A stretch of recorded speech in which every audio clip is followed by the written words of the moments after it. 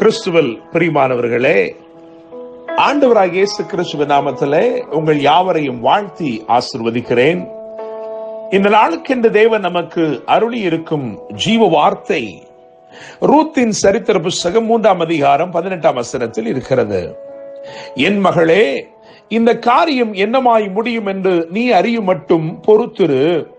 அந்த மனுஷன் இன்றைக்கு இந்த காரியத்தை முடிக்கும் முன் இளைப்பாற மாட்டான். என கேட்கிற தேவனுடைய பிள்ளைகளே, ரூத்தின் மாமியாகிய நகோமி ரூத்திடத்திலே சொன்ன வார்த்தைகளைத்தான் வாசிக்க கேட்டிருக்கிறோம். நான் நம்புகிறேன், விசுவாசிக்கிறேன், இளைப்படையாமல் உங்களுக்காக அவர் இன்றைக்கு ஏராளமான நன்மைகளை இன்றைக்கு செய்து முடிக்கப் போகிறார், அருளப் போகிறார். தேவனுடைய பிள்ளைகளே, ரூத்துடைய வாழ்க்கையிலே ஒரு நிறைவான ஆசீர்வாதத்தோடு அவள் வீடு திரும்புகிறாள். உங்களுக்கு தெரியும், நீங்கள் வாசித்து பார்க்கும் பொழுது, இந்த அதிகாரங்களை கவனிக்கும் பொழுது, தற்செயலாய் வயலுக்கு வந்தாள், தாகத்தால் குடிசைக்கு வந்தாள், ஒரு தீர்மானத்தினாலே களத்திற்கு சென்றாள். ஆனால் தேவ தயவு அவளுடைய வாழ்க்கையிலே இடைப்பட்டபடினாலே ஒரு கனமுள்ள ஆச்சரியமான வாழ்க்கைக்குள் அவள் அடியெடுத்து வைத்தாள். என கேட்கிற தேவனுடைய பிள்ளைகளே, 3ஆம் அதிகாரத்தை பார்க்கும் பொழுது அவள் களத்திற்கு செல்கிறாள். அங்கே பொழுது விடுவதற்கு முன்னே போவாஸ் அவளை பார்த்து சொல்கிறான், உன் கையில் இருக்கிற போர்வை விரித்து பிடி என்று சொல்லி அதை விரித்து பிடிக்க செய்து அங்கே 6 படி வார்கோதுமைகளை அளந்து போடுகிறான். நயமானவைகள் அருளப்படுகிறது, நேர்த்தியான நன்மைகள் அருளப்படுகிறது. அவைகளை எடுத்துக்கொண்டு நிறைவோடு புறப்பட்டு வீட்டுக்கு வருகிறாள். அவளை பார்த்து நகோமி சொல்லுகிறாள், நீ பொறுத்திரு. என கேட்கிற தேவனுடைய பிள்ளைகளே, நிறைவானதிலும் பெரிய நன்மை உண்டு என்று நகோமி அறிந்திருந்தாள். நான் நம்புகிறேன், விசுவாசிக்கிறேன், அது வேறு ஒன்றுமல்ல, நித்திய உடன்படிக்கையின் உறவு. சுதந்திரவாளியாய் போனவர் நிச்சயமாய் மணவாளனாய் திரும்பி வருவார் என்கின்ற நம்பிக்கை நகோமிக்குள் இருந்தது.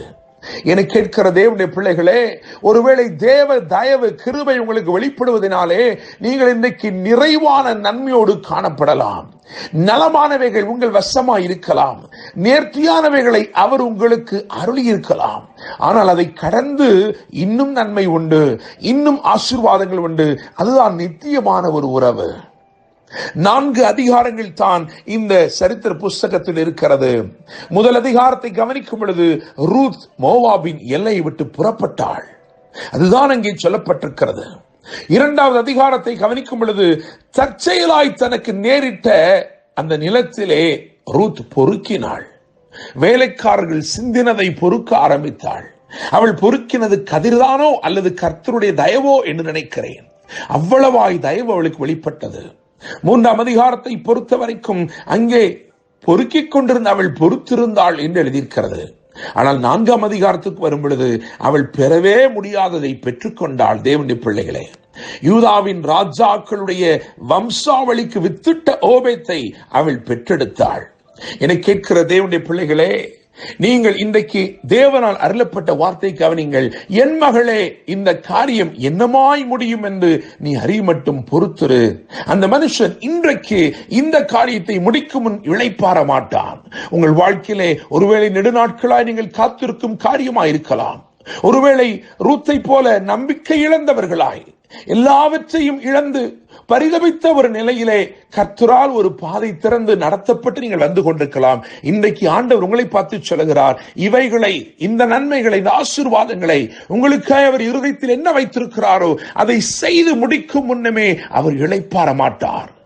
இவர் இன்றைக்கு உங்களுக்காக நம்முடைய ஆண்டவராகிய இயேசு கிறிஸ்து துரிதமாய் தீவிரமாய் செயல்பட்டு உங்கள் வாழ்க்கையை செய்து முடிக்க வேண்டிய நன்மைகளை நிச்சயமாய் செய்து முடிப்பார். உங்களுடைய இருதயம் எதற்காய் காத்திருக்க வேண்டும் என்றால், ஆண்டவரே, எனக்கு நிறைவானவைகளை தந்திருக்கிறீர், நேர்த்தியானவைகளை தந்திருக்கிறீர், அதை பார்க்கிலும் மேலான ஒரு நித்திய உறவுக்காய் நான் காத்திருக்கிறேன். உம்முடைய மணவாட்டியாய் காணப்படும்படிக்கு மணவாளனாய் உமக்காய் நான் காத்திருக்கிறேன். என்னை கேட்கும் தேவனுடைய பிள்ளைகளே, இன்றைக்கு இந்த காரியம் என்னமாய் முடியும் என்று நீ அறிய மட்டும் பொறுத்திரு. உன் வாழ்க்கையில் அவர் வாக்கு பண்ணி இருக்கிறவைகளை, ஏராளமான நன்மைகளை, ஆசீர்வாதமான ஆச்சரியமான கிரியைகளை இன்றைக்கு செய்ய போகிறார். ஒருவேளை பாதையில் சில தடைகள் இருக்கலாம், ஆனால் கவலைப்படாதே. முன் செல்லுகிற தேவன் மகத்துவம் நிறைந்தவர். போவாஸ் என்றால் ஸ்விஃப்ட்னஸ் என்ற அர்த்தம், துரிதமானவன் என்ற அர்த்தம். இவர் நிச்சயமாய் எல்லாவற்றையும் துரிதமாய் செய்து முடிப்பார். தீமைகளை எல்லாம் மாற்றி போடுவார். நன்மையினால் உன்னை அலங்கரிக்கும்படிக்கு இதோ வந்து கொண்டிருக்கிறார். என கேட்கும் தேவனுடைய பிள்ளைகளே, சொல்லப்பட்ட வார்த்தையில் சொல்லப்பட்டிருக்கிறது போலவே இன்றைக்கு இந்த காரியங்களை உன் வாழ்க்கையில் அவர் செய்து முடிக்கும் முன்னே இளைப்பாற மாட்டார். இளைப்படையாமல் சோர்ந்து போகாமல் உனக்காக சிறந்த காரியங்களை செய்து உங்கள் வாழ்க்கையை ஆசீர்வதித்து மேன்மைப்படுத்தி அலங்கரிப்பாராக. என்றும் அன்புடன் pastor Daniel Moses. God bless you.